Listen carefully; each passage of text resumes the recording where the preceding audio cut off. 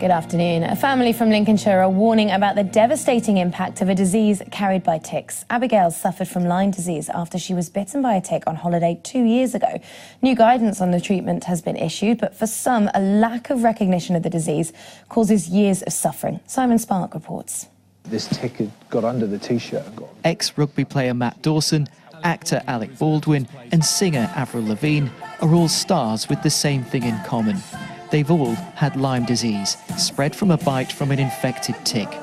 But it's only by quick diagnosis and treatment with antibiotics that gives the best chance of a full recovery, something that doesn't always happen.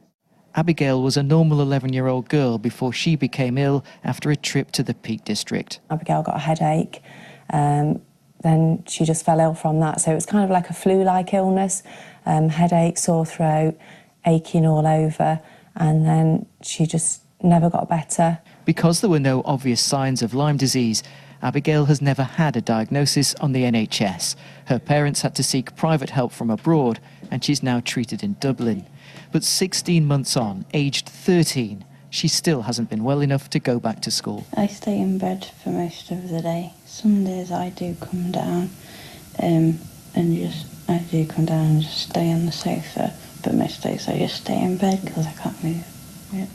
There have been numerous protests in Parliament Square, but it's only in the last year that draft Lyme disease guidelines have been introduced by NICE, the National Institute of Health and Care Excellence. We are seeing more and more of Lyme disease because of increasing public awareness and obviously awareness in general practice. Ticks that can cause Lyme disease can be found anywhere in the UK, particularly in long grass and wooded areas. But protecting against them is relatively straightforward, a bit like how you protect against mosquitoes. So use a repellent that's effective against ticks, it should say on it. Wear long sleeves, tuck trousers into socks to reduce exposure, and wearing lighter clothing will make ticks become more visible.